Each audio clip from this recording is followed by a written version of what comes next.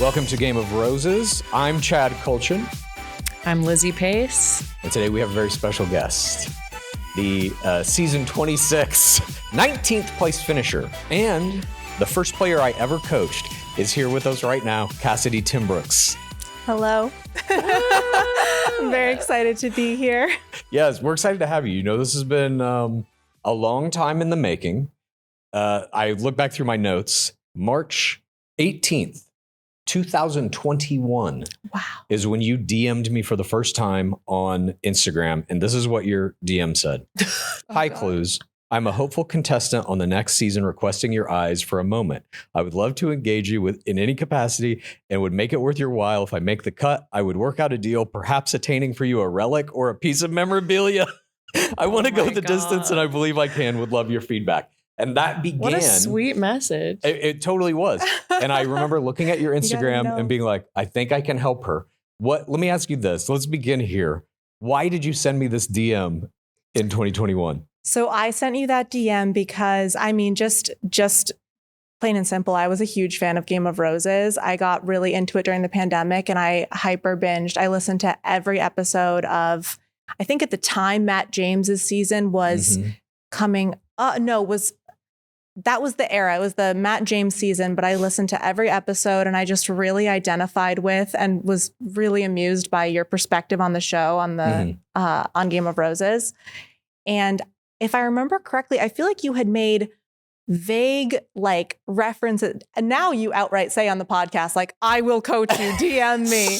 But you had you'd never done it before. Yeah. And you had made statements on the podcast that made me feel like you would be open to it if I reached out. And so that was kind of the impetus behind that DM. Yeah. Damn, it's crazy. I mean, like I said, I went back through all of our notes. Essentially, that DM launched a once a week, minimum hour-long Zoom for the next 6 months. Every week we were doing it, training. And the initial phase was I would go through your Instagram and say, like, you need to archive this. You need to archive this. There were pictures with ex-boyfriends. There were pictures with middle fingers. There was a picture with a gun. I was like, these have to not be visible to Bachelor producers because, I think a lot of players don't realize you're playing the game as soon as you decide to apply. You have to get that Instagram looking like it's essentially your resume, your visual resume to go into The Bachelor. Did you agree with all of the posts he said to take down? Yeah, definitely. Yeah. And shortly after I DM'd you, I followed as many Bachelor producers as I could find, and I didn't know any of their names at the time. But I really started my approach on Instagram entirely. This is so embarrassing, but I went through the contestants that I did follow, and I looked at every single account they followed, and I would click on anyone who looked like maybe this is a producer, and if some of them had producer in their bio or ABC in their bio, or I would cross-reference it with the following lists of other contestants. I was on Instagram finding possible producers and following them, and I had at that point started my Instagram makeover with Chad. So I was like, that was the dawn of the approach for sure, was all parasocial. And it has to be. We went then from that to getting you into the different rounds of casting, some of which required, once you got through that first initial phase of talking to a kind of low-level casting producer on a Zoom, they wanted you to make a video. Do you remember this process? Yes, I do. I do. I remember really not knowing how to approach it. And I think I tried to film some stuff, but I'm not I don't even have a TikTok. I'm not a content creator in any way. So it was really difficult for me to figure out how to get good shots and lighting and whatever. So what I ultimately ended up doing was just a very candid, straight to camera. I know right now the Bachelor Nation account is posting a bunch of people, even from my seasons, application videos, and mine looked nothing like that. Honestly, I'm kind of surprised that they called me, but I was deadpan to camera, just talking about, myself, and this is what I'm like, and this is what I'm looking for. And it was very PTC heavy too, because when I filmed that video, my dad had just died 4 or 5 months before that, I think. And I talked about that in my application video. And that was sort of the whole tone, was kind of just candid and honest, and that was what I was going for and how it came out. But yeah, in retrospect, I'm like, gosh, I didn't do anything fun. I wasn't like, I just kind of coming in on a scooter. Yeah. It was Totally. literally you sitting on your couch. You sent me this video. It was in like 4 or 5 chunks that totaled about 25 minutes, if I remember right. And then I cut that down with just jump cuts to a 7.5 minute application video. You sent that in and it worked. So you make it to the next round. And I think this is, I'll just say this, like in coaching you as the first player that I ever coached, I learned a massive amount about that entire process. And I can't thank you enough for allowing me kind Being of the like guinea pig to go into that. But, you made it to these next rounds. They do like an FBI background check, a psychological profile. And one of the things that ultimately, as you make it to the next rounds, you wind up having to do is a medical check. And this is something that I learned with you in whatever that was, 2021, a couple of months after we had started talking. If you're in LA, they send you to a specific place. I would love to hear your take on walking into that place and what was in this doctor's office. It was a very unsuspecting doctor's office in a very like out of the way pocket of LA. I drove like 30, 40 minutes to get there. And it was like, it very much gave like your general practitioner in a small town, but inside the office, the walls were just lined with pictures of this doctor with Peter Weber and Hannah Brown and Ben Higgins and like all the I think they've been using this person since possibly like the beginning of the show. There were leads from oh my God, leads from seasons before I even watched. It was very, very what's the word I'm looking for? It was a little bit uncanny, honestly. It was kind of like, yeah, you're like, so are we going to take a picture or what? Yeah. I want to get on the wall. Did this doctor ask you to take a photo? no, but she Only was like, leads? only leads. Wow. And she was, and I guess, One I day. think, yeah, I bet that they probably do those photos, when because I think that they medical test you again for Paradise. And again, I imagine for your own season as the lead. So once you are like a big player, that's when they'll do that. But she was like asking me, she's like, so who do you want to be the Bachelor? And I was like, well, at the time, I really wanted Greg Grippo to be the Bachelor. That didn't work out, obviously. But I was also, you never know who is like important and who's like paying attention. So I was like, although I would also be happy if it was Blake or Andrew or Justin. I think that they're all great. That's so the smart. phlebotomist. I love that. It's so smart though, because you don't know there's probably mics in there. Totally. There's probably you have no producers idea. watching on a closed circuit TV. Yeah, we've heard I'm stories open of to dating any of the things candidates. told to the therapist. Even the 11th place finisher. I could see myself having a Clayton. strong connection with any of them.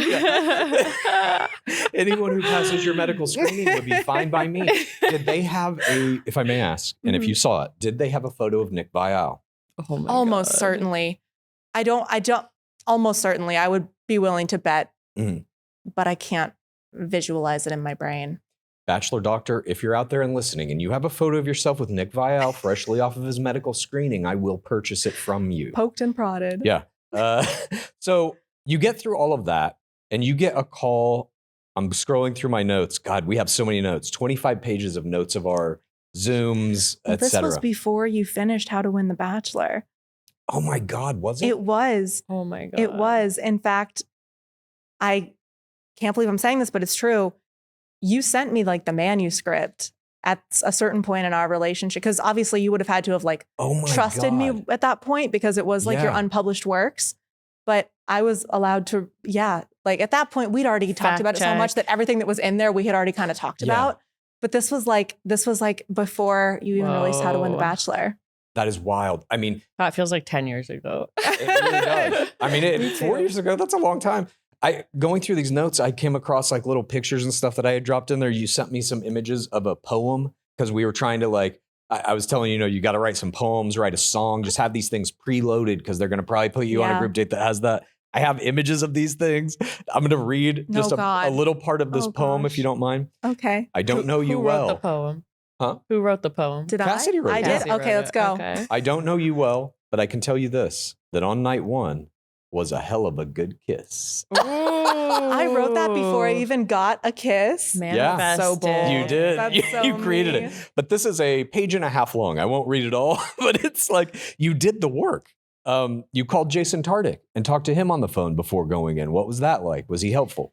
That was actually, if I remember correctly, that was totally separate from any of my Game of Roses stuff. I had I lived in LA for a couple of years before I applied for the show. So at that point I had like met a guy who was friends with a guy who I think does a lot of the he does either the PR or the account. He helps like Bachelor influencers with some level of their career.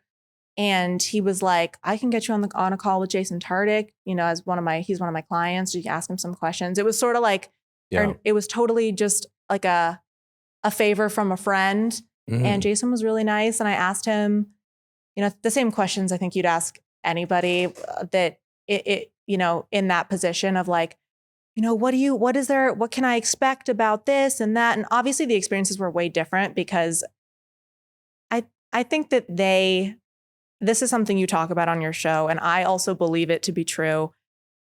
Some players from the very beginning are treated differently because they have a deep run in store for them and others are not. So whatever it was that Jason Tardik told me did not relate to my experience after it was all said and done. So you'll have your own private suite. Yeah. They're going to give you a podcast. You're going to be engaged with Kaitlyn Bristowe. It's going to be great. He's like, it's easy. You just go and be yourself and like get 1 million followers. No, he didn't say that, but yeah.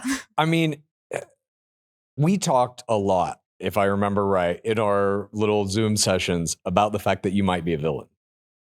You clocked that. And it is so, and I think about that all the time, how in retrospect, okay, so one of the things that they do in the casting process is like personality evaluations. And it's clinical or whatever, but my theory is that the reason that they do these things is to get a feel for the general kind of person you are and the way that they can utilize that. And I think that it was obvious to you just from like our what had become friendly interactions at that point that I was a prime candidate for a villain edit.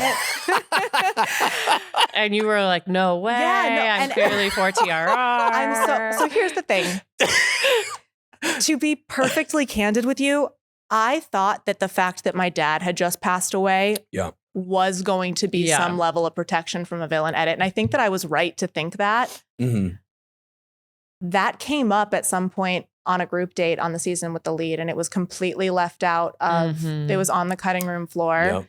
And on some level, I'm grateful for that. But at the same time, there were humanizing, things about my time on the show and things that happened on camera and things that I said, but it just didn't fit the narrative and of what they were going with for me, right? And yes, just as a person in general, isolated things about my personality are it's easy to frame me that way if you leave out the sincere and human moments that, the vulnerability that I have to balance it out. That's how I manage like my relationships and my professional life and everything.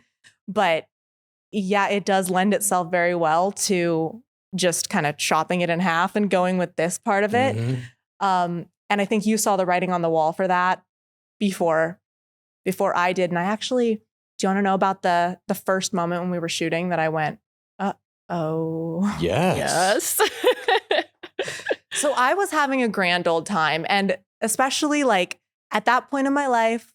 Wait, is this on night one? No, I was only there for like 4 days total. So this was at some point after night one in between. We're going to look at some clips from season 26 and analyze them a little bit later as well. But please. I'll make this brief. It's just a little piece of sauce. But so at this point, I was very self-involved, right? I was drinking and I was kind of in my little world. And I felt like I was doing a great job. And I was really, really in the thick of all that. And all my ITM interviews were just laced with, how confident are you feeling right now? Like, you must be feeling so confident. You're killing it. He loves you. God. And I'm like, I am killing it. He does love me. Yeah. That's all it takes for me. You know, I'm very easy to gas up like that. But I remember I got back from an ITM and one of the girls, I think it was probably either Kira or Mara, because it was one of the girls that was like still quite friendly with me at that point. And they were like, hey, I just did an ITM interview and I just wanted to give you a heads up. They asked me about you for like 10 minutes. Oh my God. And they were like, she was letting me know that they were asking her about me. And she's like, hey, whatever I said in there, like, sorry if they air it. I didn't, I think you're great or whatever, some version of that. And that was when I was like, gulp, because I was like, they've never asked me once about another girl in an interview. Yeah. All my interviews up until that point had been talking about myself. They were just asking me about me. Yeah. And when she said that, that was the moment that it dawned on me that I was like, oh, I think I might be the villain. Shit. That was right. really nice of your friend to do It that. And it was a very frightening moment, because if there's anything that I knew from listening to your podcast and just, my viewership of there's no getting out of that edit once that's what is in store for you. Do you think they could basically make that edit with anyone? Absolutely. Yeah. I mean, let me rephrase that. I think that about half of the personalities that make it onto that show could very easily be edited that way. There is another, especially for the women, I think that there is like a whole category of women that they cast on that show that you would, I think, be quite hard pressed to make a villain out of. The like soft-spoken, really gentle, really polite. But they specifically cast a balance of like those people with like the loud personalities, the person who always has something to say, obviously, because that makes for good TV. That's kind of how I'm sure most reality TV shows are looking to cast people like that. Those are the people it's easy, because when they're always talking, there's always something to clip, I want to, God damn, that's fascinating. I want to go back before you got on the show and we were still talking coaching. September 15th, 2021, you get the official letter. You're going to be on The Bachelor. What is that moment like after we had been coaching for, at that point, 3 or 4 months? And then finally, like, it worked. Everything we were talking about, everything we were saying to do in the Zooms, it worked. You're going to be on the show. What did that feel like? God, it was surreal. It was really validating. I think too, at that point, I was really looking for, let me think about this. I want to be honest. I was always a huge fan of the show, and I always really idolized, especially in my like early 20s, like how pretty all these girls were, and they all just looked like princesses, and they were all so composed. And so like, I think that for me, the feeling that anyone whose job it is to find women like that thought that I was worthy of being a contestant, I think was very flattering and very validating. And I mean, it's so scary. It was just like, I get a pit in my stomach just thinking about it, because I always wanted to apply, but I never imagined that I would actually get cast. And I think for me, a lot of the fun was just like seeing if I could. And then when I actually did, I was really underprepared for what that meant. And I'm just not, I'm not a polished woman. So I don't have the media training. So I don't think I was a good fit overall for the role of, TV personality. But I mean, I haven't experienced anything since that compares to that level of just like free falling, like, oh my, holy shit. Like, I did it, very exhilarating, but very scary. I remember when you told me that you got the letter and it was happening, I had a similar feeling. Obviously, I'm not going into the game. There's much more pressure on what you have to do. But I felt like some kind of validation that all the stuff me and Lizzie had been talking about, the book we wrote, all the however many Zoom sessions we had done at that point. I mean, at least 20 hours of them, I would say, that it all worked. And I know it wouldn't have been true, but I felt, and I'll admit, like when I got sent home, my first wave of emotion was obviously like for myself, but I felt so bad. I felt like I was like, Chad's going to be so disappointed. What? And I wanted to like go all the way and be a good example of your coaching, which is just pressure I put on myself. But like, I think at the point of getting cast, I was really psyched that all the hours and stuff, like you said, of work that we had done and whatever, like that it wasn't for naught. You know, I was like, oh my, I was, not that it would have ultimately mattered and both of our lives would have been fine. Sure. But I was like, oh, I'm so glad this wasn't a waste of his time. I had grown to like you.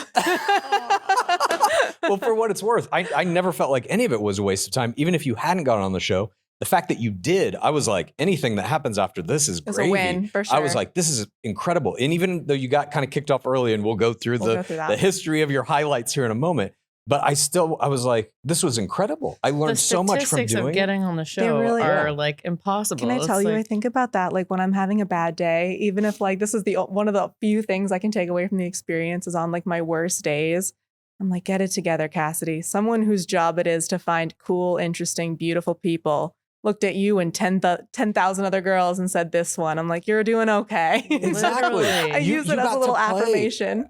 It's like getting to play Major League Baseball for a season or something. No one gets to do this. You played at the highest level of this game, and it's a hard game. And maybe you weren't prepared for, I mean, that's going to be my next question really is like, you know, we did so much work after that point, coming up with your limo exit and all the stuff, which we will get to. We're going to see your actual limo exit. But like, I have to imagine, and I've heard this not just from you, but from like everybody I've ever coached when they come out of their first season, their rookie season, it's like walking out of that limo under the lights is just something you cannot prepare for. No. And it's all the training, everything we talked about just kind of like gets flushed because you're like, oh shit, what do I do? Did you have that experience? Absolutely. I mean, I've already admitted to it several times in the past 20 minutes, but I was such a fan of the show in like this starry-eyed way that there is just nothing in the world that getting, and I didn't just get out of the limo out of what had been a dark, I puttered up, we'll go over it, but I had this like slow approach down the driveway watching the Bachelor mansion come into focus and this large man go from small to big as he got nearer to me. And it just, oh my God, I kept just like being like, I kept thinking I was going to open my eyes and it was going to go away. I was like, this can't be, but no, it is a feeling you can't prepare for. Absolutely. It's all right. Well, I mean, I think that's a perfect segue. Okay. Can we please watch our first clip? This is Cassidy Timbrooks coming into Villa de la Vina, the Bachelor Mansion, for the first time ever. Yeah. So, God, I gotta say, given what I was working with, I really did a good job. Unbelievable I didn't sound nervous. I didn't trip. No, it was fantastic. You're so much bigger than the car. Oh my God. This is what we Lizzie, call. they brought in. Well, I'll let you ask the question before I start talking. This is what we call a grand entrance. It's you don't come in the limo. You come in by some other means. In this case, a tiny little child's car. And in Shanae's case, a much larger car. Shanae same thing. then came in immediately after you to blast your toy car out of the road. This is, of course, something the producers designed to piss you off, to potentially start a rivalry between you two. That was their attempt at that, which kind of fell flat because you guys actually kind of became friends, or at least were portrayed that way. But what I wanted to ask you is, can you talk about the limo exit that you and I prepared and why we did not get to see that? Yeah. So I don't remember all the details of that, but what we had prepared was much more heartfelt because we were strategizing how there could be something that we could tie in between a limo entrance exit and a possible proposal or hometown or fantasy suite situation. And so what we came up with was a little box, a wooden lock box, because my grandfather is a woodworker and he is really talented. And he would make me jewelry boxes and stuff when I was a kid. So he actually made me a little wooden box that had a lock and a key. And I think that what we had come up with was, and I also want to quickly establish, this was all for TRR in the sense that like, yes, this was all strategized, but like, I really was hoping, that this was all, I was hoping that it would all be, like a possible real situation for me. But we had, I think, a note or some kind of memento or something in the box that we were. It was supposed to be a ring. Which I think that was my grandmother's a ring that my grandmother had given me. Right. That was like 40 little diamonds or something. And I'll be honest, I forget kind of what the thread of the needle was. It was basically meant to be a narrative that would start on night one and culminate in fantasy suites if you got there. And it was going to be, you give him the box and you say, inside this box is something very important to me. And if the time is right, I'm going to give you the key to not only this box, but to my heart. And then it would be a key for key exchange on fantasy suites where he would say, take this card and key, forego your individual rooms. God, and you'll that be would like, have been epic. I'm going to give you a key too. This opens that box. He opens it. The ring comes out. You tell the whole story. That leads into fantasy suites. It was so well designed. But instead, they put you in a fucking toy car that gets smashed by a monster truck driven by Sinead. This is all stuff that should have been like pretty obvious to me at the time. But I was just, they do such a good job of making you feel so special. Yeah. That like, because I'm literally like, oh, Shanae was like the major villain of the season. You were kind of the minor villain, and they're just having her crush you. Okay. There are like, I feel like I'm like lifting a curtain of some kind by saying like, it's all planned from the beginning, but like, how could you look at that and not be like, it was obviously all planned? Yeah. It's representative in the crushing of I'm the little villain and she's the bigger villain. Yeah. Like it's right there. And that's not me like exposing anything. But yeah, in retrospect, the way that it was presented to me was like, we think that is so sweet, but you're funny. And they weren't, and I am. So they were like, you're so funny and charismatic. We really think that it would be more like true to you to do something silly. And I like, this is really exactly how the conversation went. And I was like, okay, fair enough. And I agree, if you think that he would like my sense of humor, I'm down to go that direction. But my sense of humor isn't really like silly or childlike. Like if anything, it's like raunchy and aggressive and, whatever. So if I fought back a little bit because I was aware of a possible, I didn't want to get a fool at it, Yeah. And I didn't like see myself. I definitely thought like villain was more likely than fool at it. But at the time, I'm trying to like talk to these people and also like remember so it's hard to walk the line. But, sure. But I did the toy car thing because they made it pretty clear that was what they wanted me to do. And I wanted to be a good little contestant. Yeah. And I said, okay, fine, I'll do the car thing. If you think it'll be cute, I'm okay with that. They didn't mention anything about Shanae in a bigger truck, of course. But I was like, I would love if in exchange I can talk to him first on night one. Ooh. And they honored that and they did that for me. That's not how it aired. They didn't show that, but I got the night of night one. The reason I was flying so high for the next few episodes of the show that I was on, the next couple, was like from conception, I was given, and in my head, I was like, well, the producers wouldn't give me this if they didn't like me or if they didn't like approve of like my presence here, And so not only did I speak to him first on night one, I got the first kiss of the entire season. Wow. And so living it in real time, I was like, they don't do this for people they don't like. I must be a favored contestant. He must like me. They must like me. I'm good here. Yeah. And that manifested itself obviously as like unbridled confidence and ego. But that was the feeling. I was so validated. I was like, no, I'm doing great. Totally. I was like, it was going exactly how I pictured from the beginning. Is huge. Yeah. So you survived that night one. You did some fantastic chemistry play. You guys you did a little race in toy cars and all of that. But I want to cut to clip 3, actually, if we can. This is the next day. You go on the first group date of the season, which is you go to this mansion and you're tasked with putting together a child's birthday party. And there's a very special guest at this birthday party. All right, let's take a look at this clip. What you have to understand is everything I just got done saying to you about how the night before went. And then the next fucking day we go I'm on the group date card. Wow. It's all coming up Cassidy. And then we get there and like I was like, the stars just felt like they were aligned. It really was the best day of my fucking life. I was like, well, I'm winning The Bachelor right now. Hilary Duff is here. This is the best day of my life. Yeah, you can say a lot of things about me, but like this, I'm like, I smile ear to ear watching because it was so authentic. It really It's wild because I remember I can't hide how thrilled I am. It's crazy because I remember us specifically talking about if there's a celebrity on your date, you may have to I love Cleveland a little and like pump up how much you like this celebrity and like really pretend like they're the best. But this is legit. You love Hilary Duff. It was so real. It's so hilarious. All right. So that date winds up going okay for a little while. Mm-hmm. If we can play this next clip, it's clip 4. This is you performing some chemistry play by a swimming pool at this date. Look at that, Gabby Windy. You left her alone to put together a child's dollhouse to go make out with Clayton.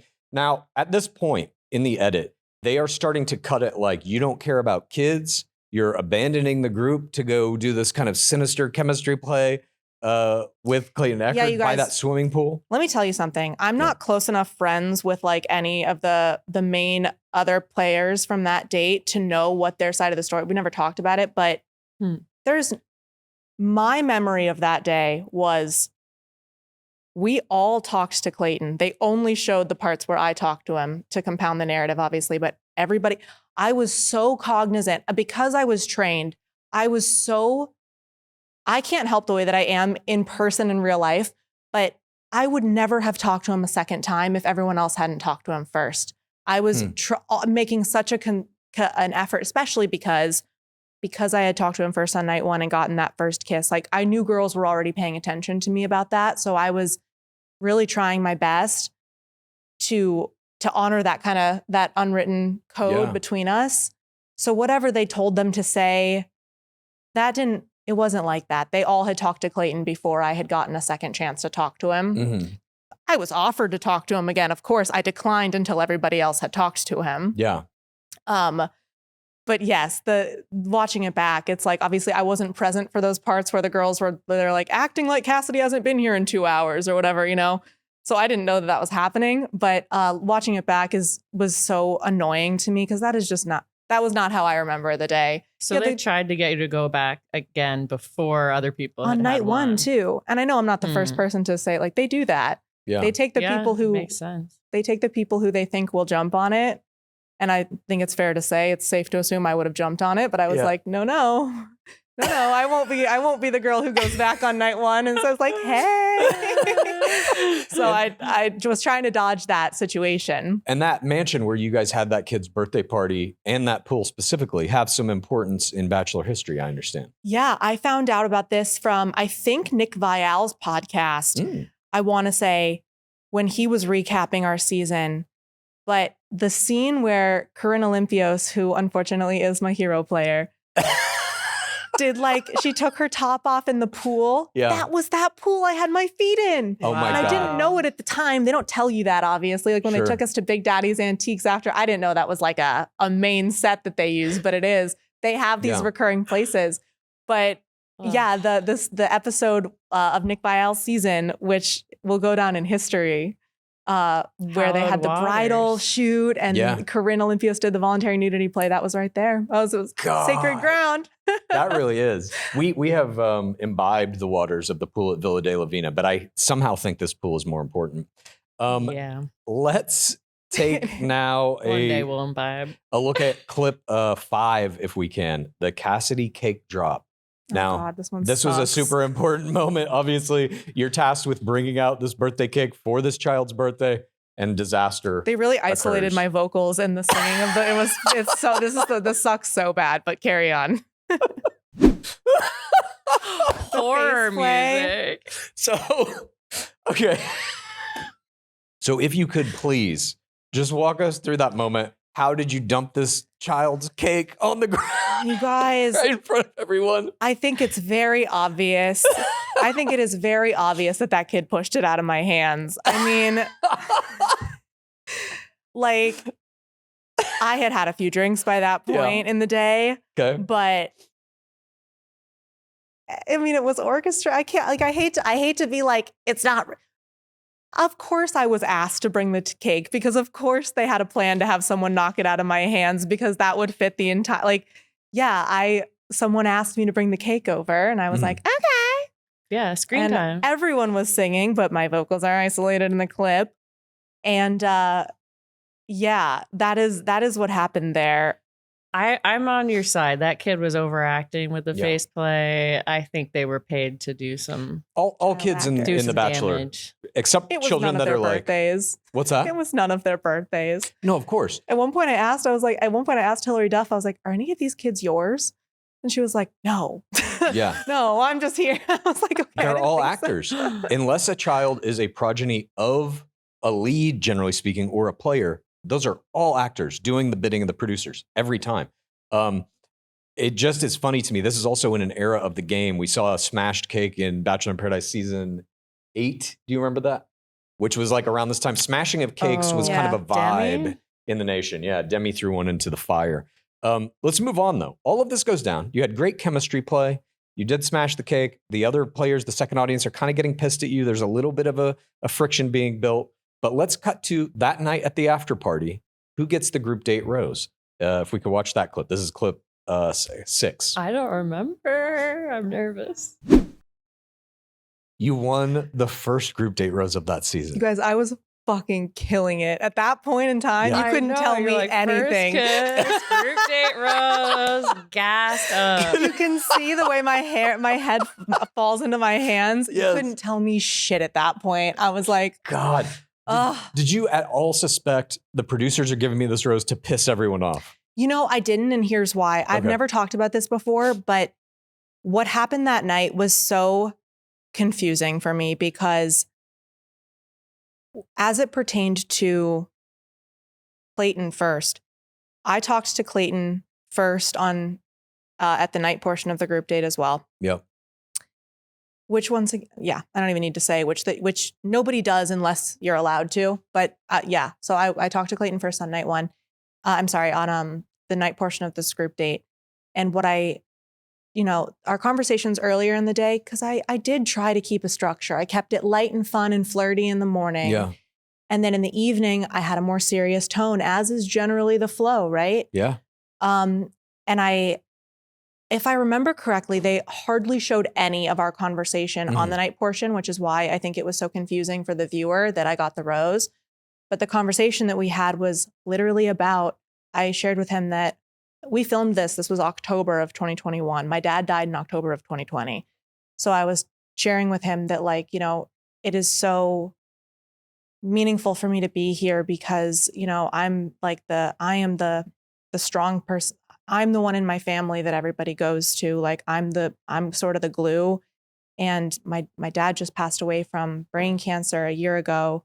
And, the anniversary is coming up and there's like a lot of people who need me. And I was just sharing with him that like, I would not be here if I didn't think that this was worth pursuing over my responsibilities, like at home. And I probably told him like, I'm way more into you than I thought I was going to be. This is very real for me. And I thought he was hot. I thought he was so hot. And none of the other girls, you know what? I'm just going to say it like this is true. I said it to him when I got sent home, but like I was more legitimately attracted to him than any of the other girls were like open about being at that point. So I really felt like that we had this special thing because I was hearing the other girls talk about how they weren't as into him. Yeah. And I knew that I was, and all the validation that I've been getting up to this point, it really felt like I had a special connection with him. And he probably shared something vulnerable back about his own life experience, but he really appreciated that I had told him, it went pretty much how you would picture that going. Yeah. That was what we connected over. And why I assume he gave me the rose, and he mentioned it when he was giving it to me about like really opened up tonight, and you didn't see any of that. And when I returned to the table with the women, the first thing that I said was like, hey guys, I'm sorry. I know I have been talking to him a lot today, but I repeated to them what I had just said to him. Like, my dad died a year ago, like next week. And I just wanted to kind of open up about that and whatever. And the collective group was like, oh, I'm so sorry to hear that. We want to talk about the birthday party today. And I was like, what? Whoa. What the fuck?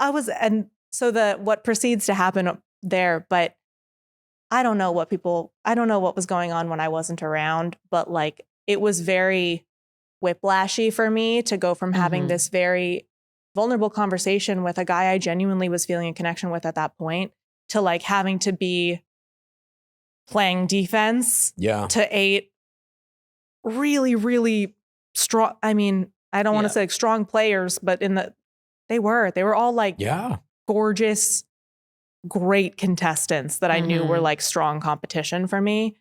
And I was not prepared for it. You look around at the contestants and you're like, oh, you got the group date rows above this person. Gabby Wendy. I mean, they probably were like, Gabby hey, Wendy. whoever attacks her about the birthday party gets to go to paradise, or I can only imagine. Because I think what was so unique about my experience on in this moment in time on the show was like something about how real it felt to me, and how I just didn't think that they would give me a villain edit. I just was so clueless. I had no idea, and I didn't pick up on this stuff until it was too late, unfortunately. Yeah. But yeah, this night was really hard for me, and there's a lot of me crying because I felt so too like I was so important. I knew how important it was to have a strong second audience game, Mm-hmm. and in the real world, I don't struggle with that at all. I don't struggle with that in the real world at all. So like, I just wasn't anticipating this being a problem, and it was really hard realizing that, fuck, all these girls hate me, and there's nothing I can do about it. You had like a really good first audience game, I think, especially where chemistry play was concerned.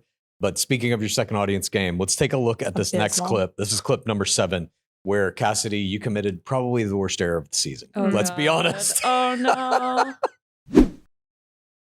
Okay. Why did you do this? All right, I have to tell you something that I have to just set the record straight on this. Yes.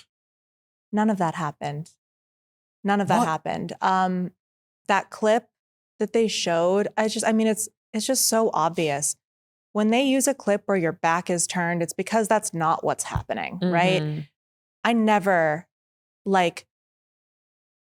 this is my theory, and I feel comfortable saying this because I can't prove it, and I don't actually think that this is what I think happened there.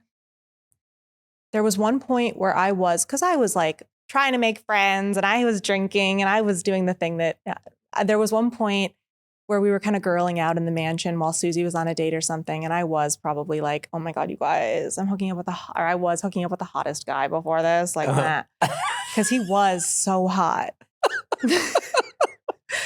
But it was not like, it was a like small group. I think NC was there. There were a few. So yeah, was that all true? Yes. Had I mentioned it to the second audience, and did that ultimately sink the ship? Yes. But like the audio that they're using there, I think that is from. So when I was getting broken up with, I was very confused about what was going on. I did not know why. I was kept very in the dark, I think on purpose. And at one point, I had fled to the upstairs bathroom of the mansion, and I was trying to figure out how I was going to get out of this. We have some of those clips coming right up. And the producers came up, and they're like, what's going on? What happened? And I was like, well, I don't know. And I was made comfortable and asked, why would Sierra say this? What's going on? And I wish that I remembered exactly, and I wish that I could like insist that, but my theory is the only time I can think of when I would have said that much detail and in that calm a manner without any like background noise or whatever was when I was explaining to the producers what might be going on here. Right. So I think that they used the audio of me talking to them upstairs and put it in because I just would never have said it in that matter of fact and laid out and mapped out of a way to a random girl I just met. That's not that just doesn't even make sense. Right. That's what I have landed on as what I think went down there, because I've thought about it obviously so much. Like, how did that even happen? Right. But Sierra does tell him that you talked to this guy up until like the Yeah. night before going in Yeah. and all of that. I mean, so she has that information somehow. Yeah. And I think my theory is that I think she told him what she did know from what I babbled about when we were girl chatting, you know, Okay. like there was a hot guy I was hooking up with before this, pretty much was the long and short of that. But when it was the actual clip that was shown there just isn't how that went down. And I think that is what makes it so baffling. Why would she tell this detail to a complete stranger? I didn't, you know, it was sort of like telephoned. But that is my recollection of what happened that got me sent home. Wow. I ran my mouth a little bit. Yeah. And it was, you know, I don't think I said anything beyond what like every guy in the mansion sits around and talks about, you know? I didn't realize I had done anything wrong or made a mistake because it didn't feel like I hadn't, you know, I just kind of felt like I was trying to bond with the other girls and, you know, telling a story, you know, whatever. But obviously it was a crucial error and, you know, it cost me dearly. But the vibe in the moment was different than how it looked on screen for sure. Okay. Well, let's move on to clip number 8. This is when Clayton initially confronts you about this after having received the tattle from Sierra. Two things. Please. I look beautiful, which is great. And second, this is the worst. This is the worst bit of clips we're going to have because I went into this rose ceremony with a rose. Yeah. So I was drunk. I didn't think I was going to have to I thought my gameplay was done for the week. So I was not on guard. My defenses were low. Yeah. So he when I was like partying and having fun and being like, woo, going to next week. And I got pulled out and he's like, were you talking to somebody else? I was like, I don't know if you noticed how much I was blinking. My eyes were so dry. I was so dry. I was like, what the fuck is going on? It was great. It was that initial reaction when he's like, were you seeing somebody else? And you're like. And that, ladies and gentlemen, also, that is a young, toxic person being caught in a lie. That's just, if you recognize that, that's because that's what that is. If anyone ever looks at you and says, what? They're lying. Yeah. But how did you know about the FaceTime though? I'm so confused. Honestly, I wish that I could tell you. That whole thing was such a blur that it's possible I said some things to someone and just don't recall or it didn't even register. Yeah. But yeah, when we were quarantining in the hotel, this person had FaceTimed me and it's just to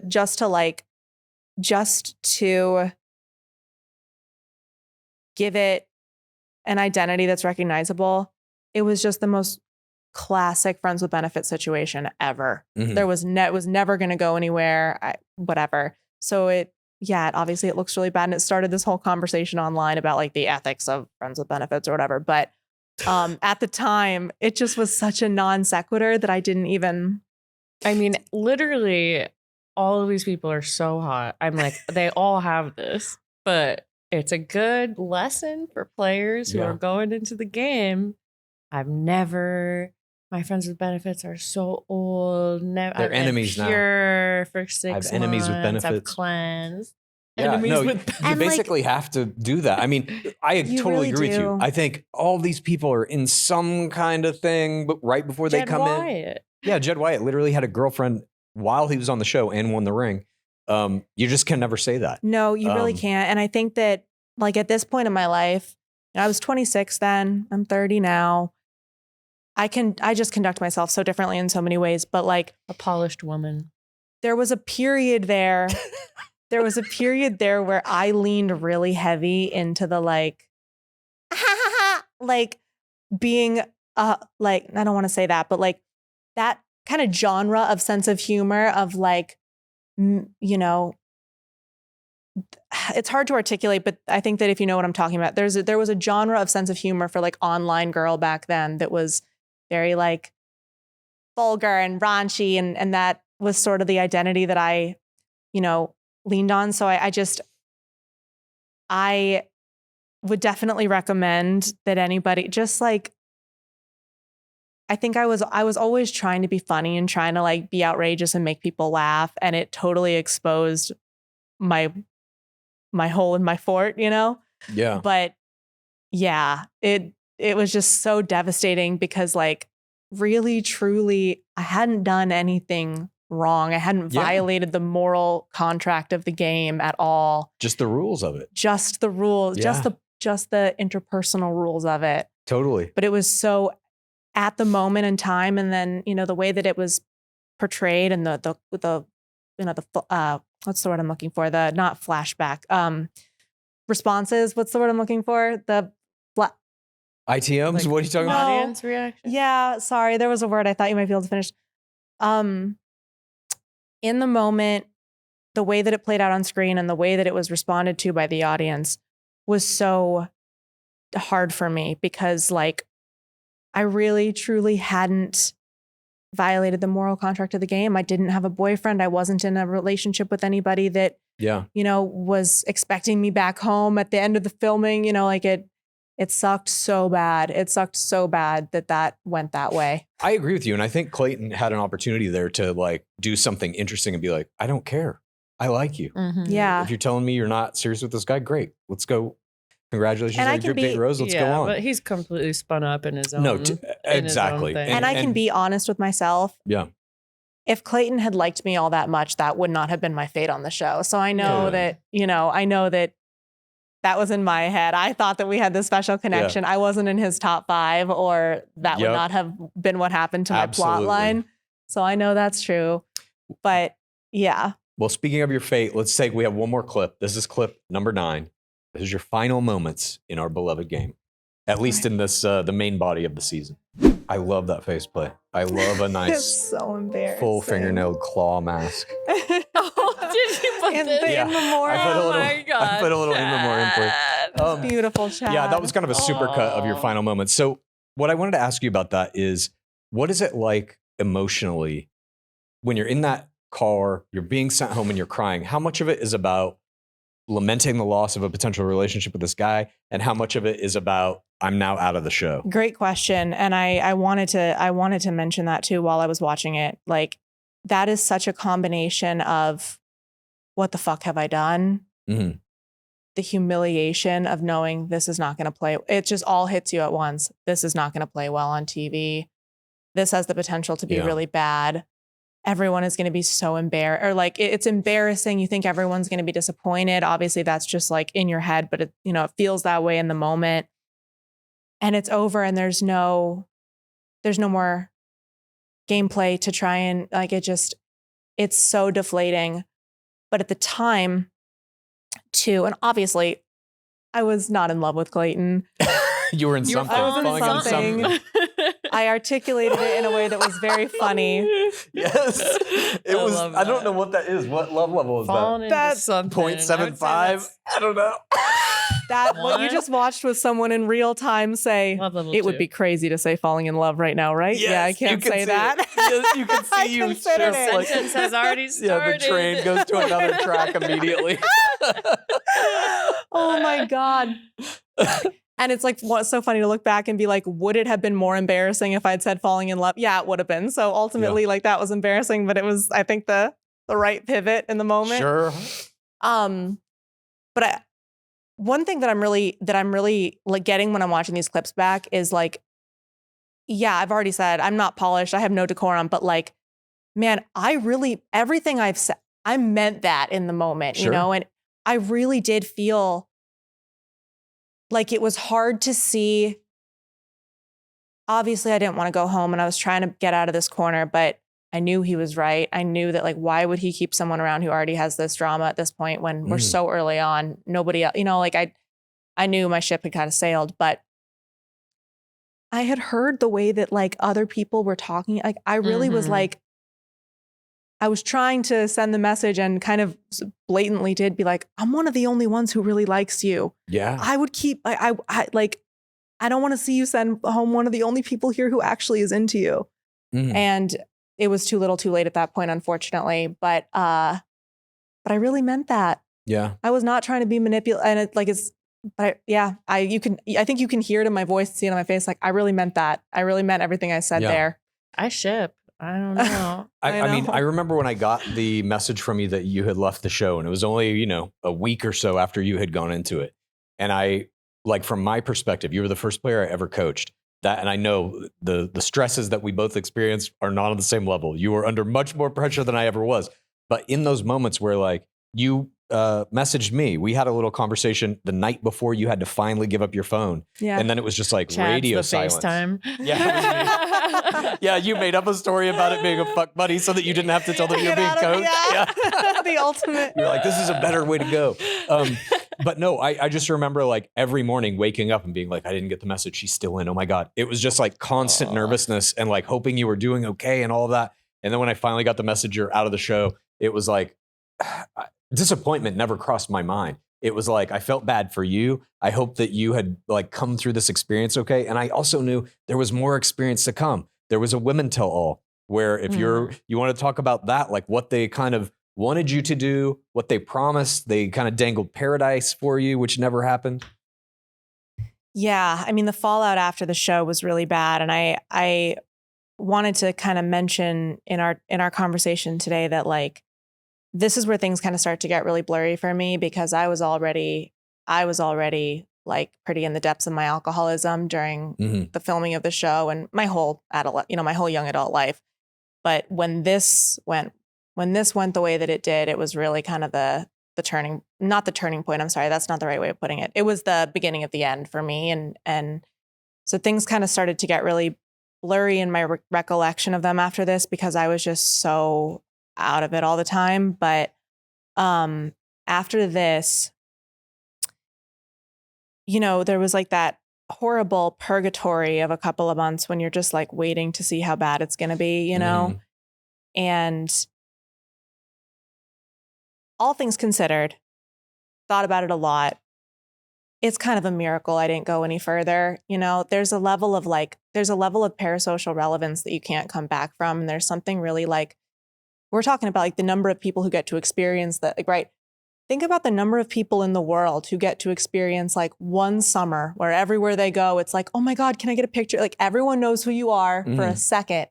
And then by the end of that year, you're nobody again. And you can just, like, live a normal, like, I'm so grateful for the way that it went down now and the way that it shifted the direction of my life ultimately to where I'm at today. But the fallout afterwards was pretty tragic. Just cutting back to the night that I left, or the night that I was sent home, they put me in a hotel room. It was like 3 a.m. I'm still in my gown and I have Susie Evans earrings in my ear that she had lent me for that night. And because I'm like, I didn't bring any jewelry. I don't know, whatever. And the only phone number I know by heart is my mom. So I picked up the hotel phone and called my mom. Oh my God. And you're just like, just had the most, like, emotionally traumatizing experience of your life. And then you're just like already a little bit hungover in a hotel room with no phone at 3 a.m. in your gown and full face of makeup. Literally, what do you do? Yeah. What do you do? It was like, oh my God, you couldn't pay. There's no amount of money you could give me to make me relive that night. But yeah, after that, the women tell all, even that when you go home as early as I did, it's not even like a guarantee you're going to be at the women tell all. And kind of as the girls started, obviously, like, most of the girls did not like me in real life either. But there were a couple that did, that I had a friendship with on the show that, as they kind of got sent home in shifts, I would get a little information as to what was going on. And I started to kind of get less nervous because it was pretty clear that Shanae was the new villain and that was taking on a life of its own, just from the secondhand information that I was hearing before any show was produced or aired. So that kind of eased my mind a little bit. And I was like, okay, yeah, it was like really big for me, but maybe it will just be kind of a blip in the season. And ultimately, and it ultimately kind of was. So as we're gearing up for the women tell all, obviously I was just hoping I could get an invite, and I was in the back row. I was not like a main character, but there was a conversation around me having a hot seat. I was really hoping for that. It didn't go that way. But at the tell all, which I felt so lucky to even be there. that I didn't argue with them, but they had me in like a villain isolation room. I wasn't, and I have such a hard time. Like, it just never occurs to me that I might be the only one experiencing something. So all of a sudden, so I am in my villain isolation room. I'm getting visited, periodically by producers. We're getting ready, and so they line us up and we all go out on stage and we do the first segment of the tell-all. Obviously it was a crazy, God, how do I want to put this that's like succinct? When you're a villain at the tell-all, it is one of the most intimidating experiences of your life. And I'm not an easily intimidated person. My strategy for that was just apologize. Yeah, we talked about this many times. Just apologize. The only thing I stood my ground on, if I remember, was like that I hadn't done anything morally wrong, which is I repeated here today, but, and at one point too, I think it was Elizabeth Corrigan was like, you should come hang out with us. Like, they had kind of deemed like, oh, Cassidy's not so bad. So they were like, you should come hang out with us. And the producers were like, no, we can't let you. And I was like, the producers were trying to tell me that I had to go back to my villain isolation room. And I said, we already did my part. Why can't I hang out with everybody? Like, I get it, but that's like, just to like create a pocket of empathy for the villain characters on this show. That's what they're dealing with. Like, they don't get the chance to have a drink before the show with everyone else and make nice for 5 seconds. They want to send you in there as the enemy with no opportunity to, even be humanized to your co-contestants. It's a really horrible experience. And I was able to argue and I was like, listen, like, I understand, but like, really, truly, we already did my part. Like, can I please hang out with everybody? And they let me, but they were about to stick me back in the villain box, and it's like, Jesus. It sucks to be a villain character on that show. It really does. Yeah. Like, I haven't thought about a lot of this stuff in such a long time. I've separated myself so far mentally from this chapter that, I'm kind of like getting emotional. I'm like, God, like, I can't believe I went through that. Yeah. We really appreciate you going through all of it with us. Thank you. It's I'm happy to do it. I literally can't even imagine like the stress of coming off of that experience. And then when you see the edit, and I'm sure the DMs were not kind. It's hurtful. Yeah. And I remember, I didn't watch, but there was a character from a recent season that was evil and something, nasty and evil. Carolina. Carolina. Yeah. I feel like I saw some stuff that like, the reason I bring it up is because I remember seeing some bits and pieces of things that made it seem like she was trying to lean into it, to like embrace it. But like at the end of the day, she backpedaled because like it's hurtful. Like, you want to lean in to try and be like, okay, fine. But there's only so much a person can take, even if they're down to play ball, Totally. And that was definitely my experience. I empathized with her because I was like, desperate. I was desperate at that Women Tell All to get out of the villain role. And thankfully I didn't have to do a lot of work because they had already built up such a thing with Shanae. Yeah. That kind of honestly all played in my favor from that point on. But yeah, I mean, in that moment, you will do anything to get the heat off of you. Because at that point, you've already been subjected to the airing, the thousands of DMs, the Instagram app crashing because so many people are spamming your shit. Like, and yeah, it's an experience that's just so beyond comprehension for anyone who goes into this show who's never been an influence. If you've never had anyone paying attention to you at this level, there's nothing that can prepare you for it. It's really crazy. You're like, Jason Tardik did not mention any of this. What? He didn't mention death threats.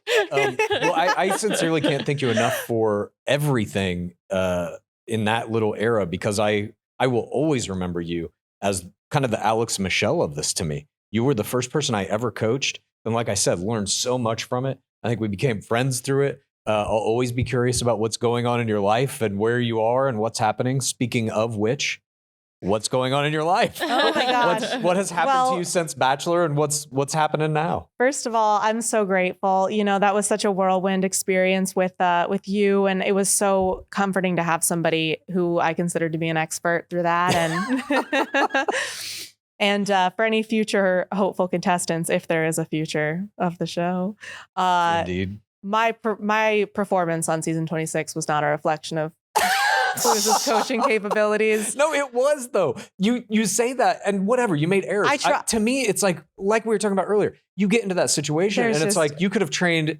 24 hours a day for 6 months going into it.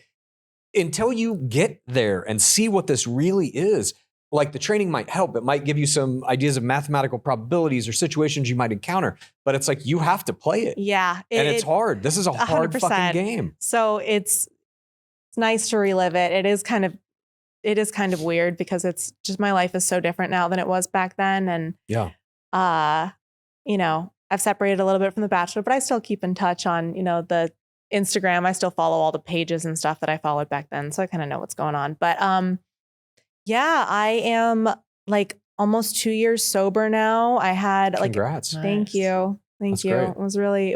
It's been so transformative. I had about a year after the show where I was really spiraling out and I had this relationship that ended badly. And yeah, I mean, I had a pretty standard crash out rock bottom, and it's been wonderful ever since. I mean, it's been a lot of hard work and a lot of soul searching, but you know, I'm in a recovery program and I have a relationship that's going really well. I'm long distance with this Canadian guy and he loves me. North of the border, the Canadian North. Fantastic. Yeah, I got a little trap door to the attic. A civilian, or is this a civilian? Yes.